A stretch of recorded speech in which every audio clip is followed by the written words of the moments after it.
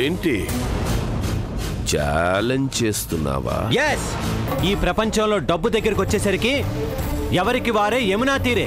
గాయత్రి దేవిగా ఆయనకి దగ్గరవుతాను అని భ్రమించటం నిజంగా నిజంగా నా తప్పే.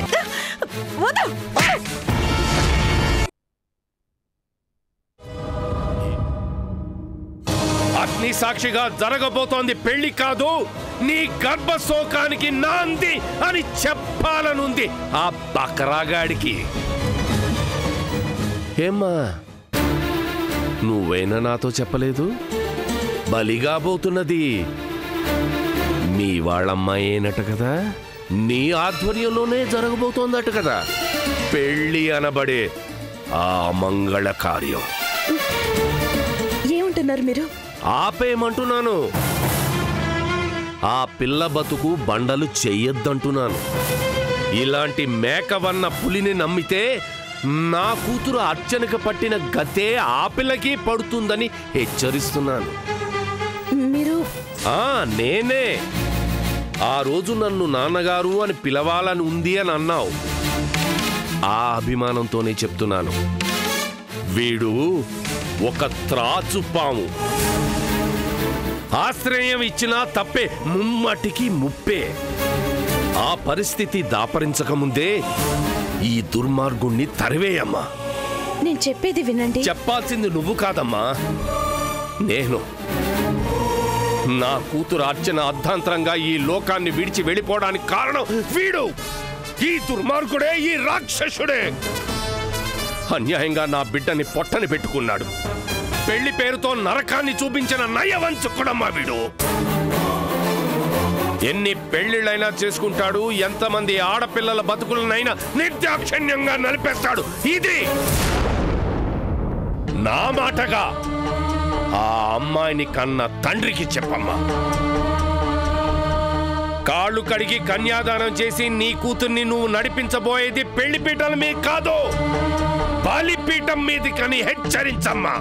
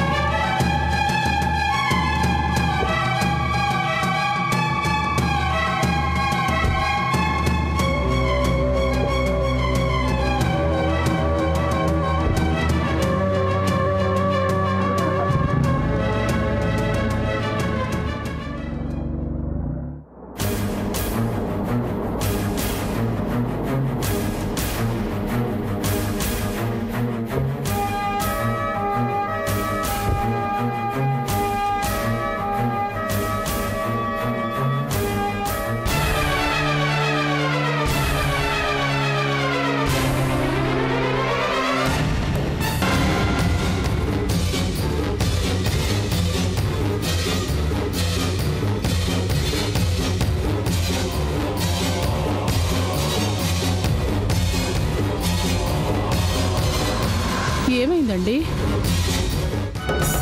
కనిపించాడు, తులిపేశాను. ఎవరిని? ఇంకెవర్ని? నీ కూతురు ఉసురు పోసుకుని ఊపిరి తీశాడే వాణ్ణి. ఓ అదా? అదే. కాబోయే పెళ్ళం అమెరికా అమ్మాయి అట.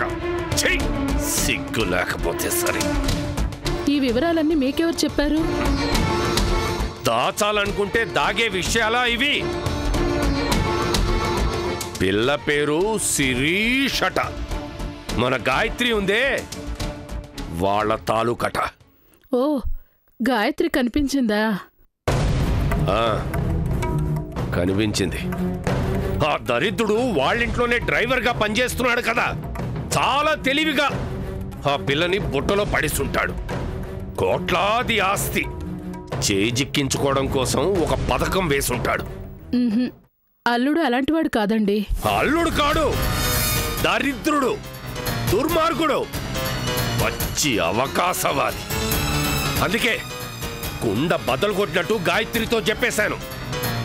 ఆ రోగ్తో గనక పెళ్లి జరిపిస్తే ఆ శిరీషకి మన అర్చనకు పట్టిన గతే పడుతుందని. అంతదాకా రాకముందే ఈ పెళ్లిని ఎలాగినా ఆపేయమని. ఏమండి, మన దురదృష్టానికి అతన్నెందుకు నిందించడం కాదు రాదా, అలాంటి దుర్మార్గుణ్ణి నడి రోడ్డు మీద ఊరి తీయాలి. చాలండి, ఇప్పటిదాకా జరిగింది చాలు. మీ ఆవేశంతో ఇంకా గొడవలొద్దు.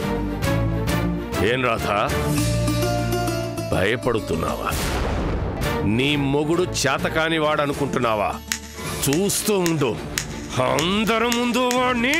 ఆపండి, ఇప్పుడు అతను మనకేమీ కాడు. ఏమీ కానివాడి మీద ఎందుకింత ఆవేశం? ఆవేశం కాదు రాధా, ఆవేదన, ఆక్రోశం, ప్రతీకార వాంఛ. ఆఖరి చూపు కూడా నోచుకోకుండా మన అర్చన్ని దూరం చేసిన ఆ రాక్షసుడి మీద కక్ష. చూస్తాను, ఈ పెళ్లి ఎలా జరుగుతుందో నేను చూస్తాను.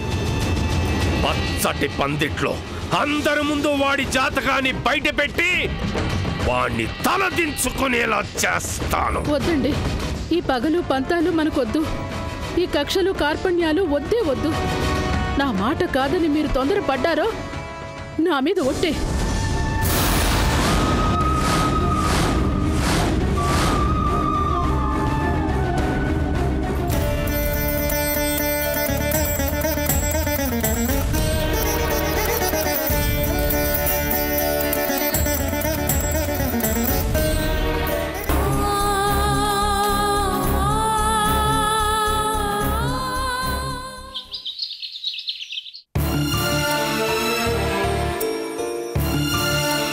నిజం చెప్పాలంటే నాకంతగా ఇష్టం లేకపోయినా మీరందరూ ఓకే అన్నారు కాబట్టి, రామునే చేసుకుంటాను అని మా సిరి పట్టుపట్టింది కాబట్టి ఈ పెళ్లి కుప్పుకున్నాను.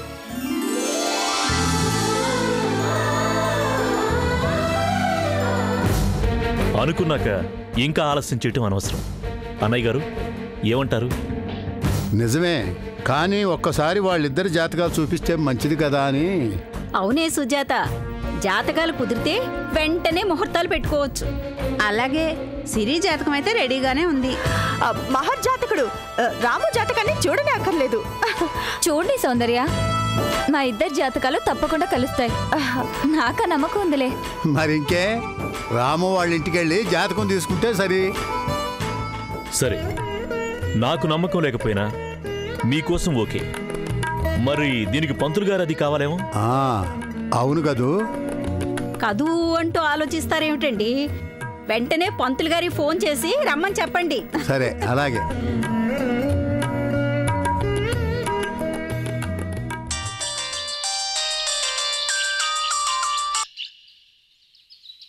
హలో. పంతులు గారు నమస్కారం. అయ్యా నమస్కారం. రంగారావు గారు, చాలా కాలం తర్వాత ఫోన్ చేశారు. ఏమిటి విశేషం? విశేషమేనండి, పెళ్లి సంబంధం కుదిరింది. తమరొచ్చి జాతకాలు చూడాలి. శుభం. ఎప్పుడు రమ్మంటారు? ఏమిటి? ఎప్పుడో కాదండి, ఇప్పుడే, వెంటనే బయలుదేరండి. ఓ 10 నిమిషాల్లో మీ ముందొచ్చి వాలిపోతా. మంచిదండి, బయలుదేరండి. అలాగే. ఓకే సార్, వచ్చేస్తున్నా. సిరి, ఇక నీ పెళ్లి హడావిడి మొదలైంది. ఇక చూసుకో. అంకుల్, అన్నట్టు రాము వాళ్ళ ఇంటికి ఎవరెవరు వెళ్తారు? జాతకాలు చూడ్డానికే కదా, ఆడవాళ్ళం ఎందుకులే, మగాళ్ళని వెళ్ళమందాం. అంటే నేను కూడా వెళ్ళక్కర్లేదా? వెళ్దూగాని లేవే, ఆ 3 ముళ్ళు పడ్డాక ఏకంగా అత్తారింటికే వెళ్దూగాని. కానీ ఆంటీ, వీళ్ళిద్దరు వెళ్తే ఏం బాగుంటుంది? మంచి చెడు మాట్లాడుకోవడానికి గాయత్రి అక్క ఉంటే బెటర్ కదా. అవును, నిజమే. మనతో మాట్లాడటానికి వాళ్ళు మొహమాట పడవచ్చు. కరెక్ట్. అయితే వెంటనే గాయత్రి అక్కడే పిలుచుకొస్తాను. అక్క అక్క అక్క అక్క అక్క, ఈ ఫైల్స్ ఆఫీసు పనుల తర్వాత ముందు పెళ్లి పనులు చూడు. కిందకి రాక. ఎందుకు? ఎందుకేంటి? రాము వాళ్ళ ఇంటికి వెళ్ళడానికి, జాతకాలు చూసుకోవటానికంట. ముందు రా, చెప్తాను. రా రా. ఆగు. రా రా.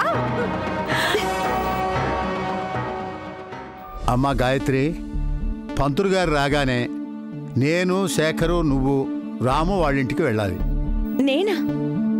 నేనెందుకు? పెద్దవాళ్ళు, మీరు వెళ్ళండి. మేమెట్టు వెళ్తామమ్మా, నువ్వు కూడా వస్తే బాగుంటుంది. కానీ కానీ గిని జాంతానై, నా మాట కాదు, నీ మాటే అక్క. పద్ధతి పద్ధతి అంటే పద్ధతే మరి.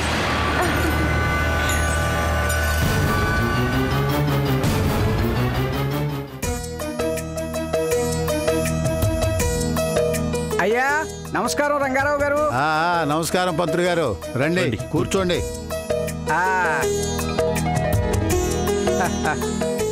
ఈయన మా తమ్ముడు చంద్రశేఖరు. నమస్కారం. ఈవిడ మా మరదలు సుజాత. ఇదిగో కాబోయే పెళ్లి కూతురు. ఆహా, లక్షణంగా ఉంది. లక్ష్మీ కళ ఉట్టిపడుతుందంటే నమ్మండి. ఈ లక్ష్మీదేవికి తగ్గ విష్ణుమూర్తి జాతకాన్నే తమరిప్పుడు చూడాలి. ఓ అంతే కదా, బేషుగ్గా చూద్దాం. ఇదిగో పంతులు గారు, చూడటం అంటే ఇక్కడ కాదు, అబ్బాయి గారింటికి వెళ్ళి చూడాలి. ఓ అలాగా, మరి ఇంకే బయలుదేరండి.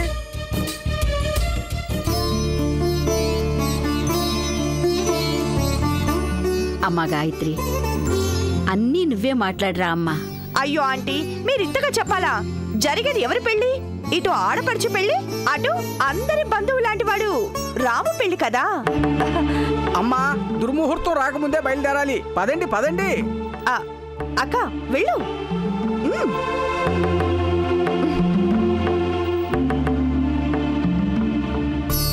రాము, మీ ఇంటికే వెళ్ళాలట. మా ఇంటికా? ఎందుకు? ఎందుకేమిటయ్యా, నీ కాబోయే మామగారు జాతకాలు కుదిరేయో లేదో చూసుకోవద్దు? ఓ రండి.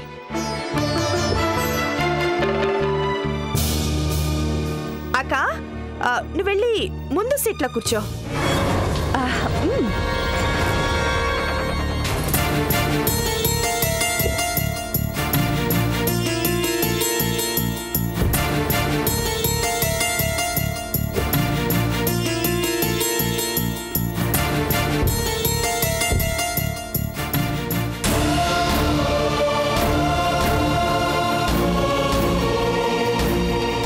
ఏమండి, జాతకాలు కుదిరితే ఏకంగా ముహూర్తాలు పెట్టించుకుని రండి.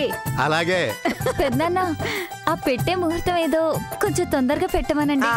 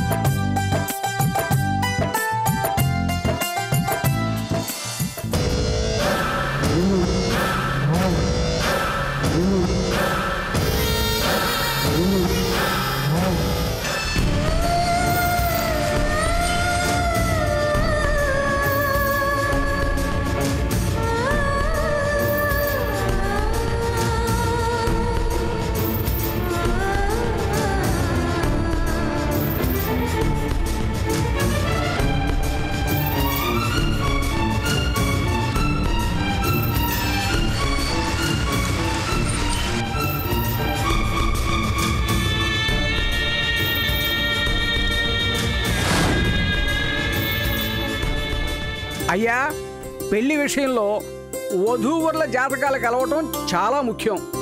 సింగినాథం కాదు, ఇక్కడంటే జాతకాలు చేదస్తాలు. మరి స్టేట్స్లో ఏమున్నాయి?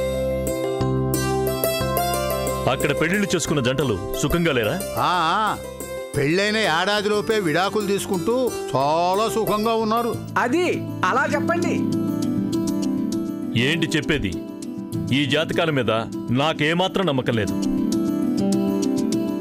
ఏదో నీ పోరు పడలేక వస్తున్నాను. అమ్మమ్మమ్మమ్మ, అలా కొట్టిపారేయకండి. జాతకాలు చూడటం అనేది చాదస్తం కాదు, నమ్మకం, శాస్త్రం. పెళ్ళంటే ఎన్ని చూడాలి? తారాబలం, చంద్రబలం, వధూవరుల గుణమేళన చక్రం, కర్తరులు, శూన్యమాసాలు, కుజదోషాలు, త్రిశోష్టకాలు, అబ్బబ్బబ్బబ్బబ్బా, 1.25 లక్ష ఉన్నాయి మరి. ఆహా, అందుకేనా జాతకాలు లగ్నాలు చూసి మరీ పెళ్లి చేస్తే సీతారాములు విడిపోయింది?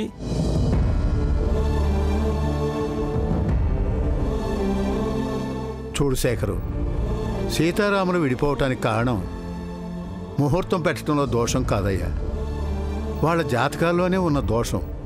ఎంతటి సాధ్వీమణి అయినా సీతాదేవికి కన్నీళ్లు తప్పలేదు, ఎంతటి సార్వభౌముడే అయినా ఆ శ్రీరామచంద్రుడికి శోకము తప్పలేదు. రామాయణం గొప్ప కావ్యమే కాదయ్యా, ఎంత గొప్పవారైనా కర్మఫలాన్ని అనుభవించక తప్పదు అని బోధించే ఓ పెద్ద బాలశిక్ష. మరి అలాంటప్పుడు ఈ జాతకాయలు చింతకాయలు ఎందుకంట? చింత లేకుండా ఉండటం కోసం. నమ్మకం ఉన్న చోటే ఆనందం ఉంటుంది. అంటే అంటే ఏముంది, ట్రాఫిక్ రూల్స్ తెలుసు కదా, జనం ఎడమ వైపు నుంచే పోవాలి. రూల్స్ను అతిక్రమిస్తే ప్రమాదాలే జరుగుతాయి. నా ఇష్టం అని ఎదురుగా వస్తున్న లారీ హెడ్లైట్స్ మధ్య నుంచి వెళ్ళామనుకో, ఎవరికి నష్టం? అదన్నమాట.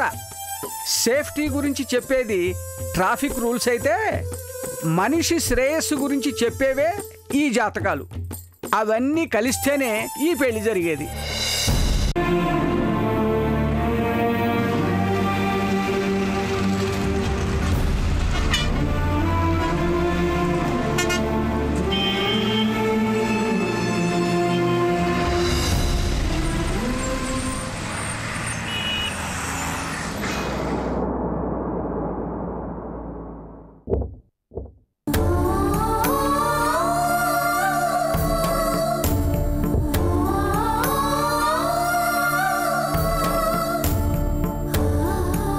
రండి.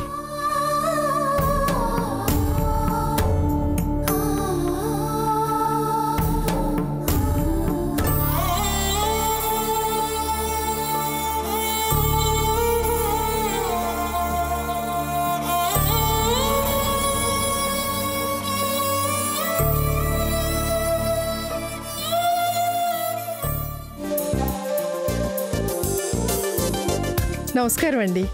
నమస్కారం అమ్మా. రండి రండి, కూర్చోండి.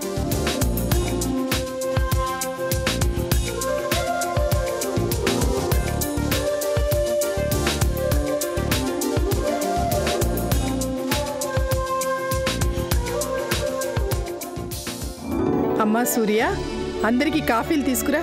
అలాగే అత్తయ్య.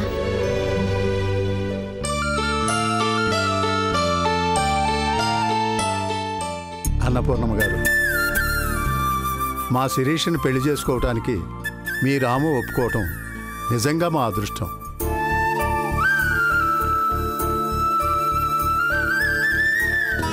మాకు కూడా సంతోషమేనండి. అమ్మా, ఉభయులకి ఈ పెళ్లి సమ్మతమే కాబట్టి ఇక వధూవరుల జాతకాలు కూడా ఒకసారి పరిశీలిస్తే, ముహూర్తాలు పెట్టుకుంటే తొందరలోనే ఆ పెళ్లి తంతు కూడా పూర్తి చేయవచ్చు. ఏమంటారు? అలాగేనండి.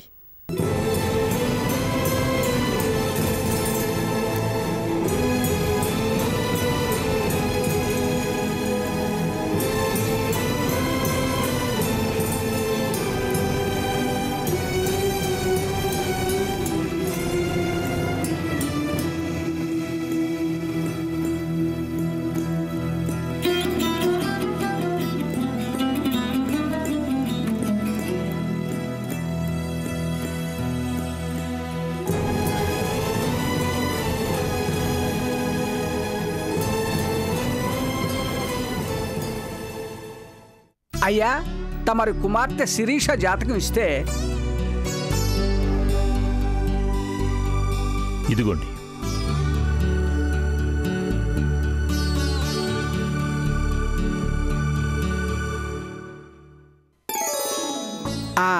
అమ్మా, తమరి అబ్బాయి గారి జాతకం కూడా తెప్పిస్తే. అలాగేనండి. అమ్మా సూర్య,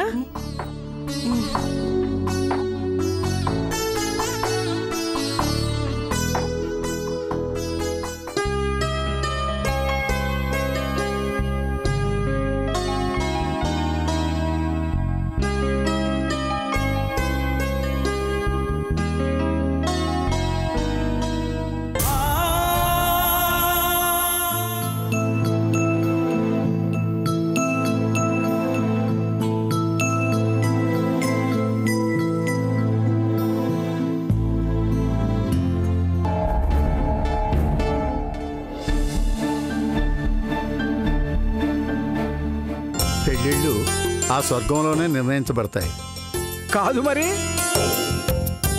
మీ శిరీష సెలవుల కోసం అమెరికా నుంచి రావడం ఏమిటి, వీళ్ళ అబ్బాయిని ఇష్టపడడం ఏమిటి, రాసి పెట్టి ఉండడం అంటే ఇదే కదా మరి.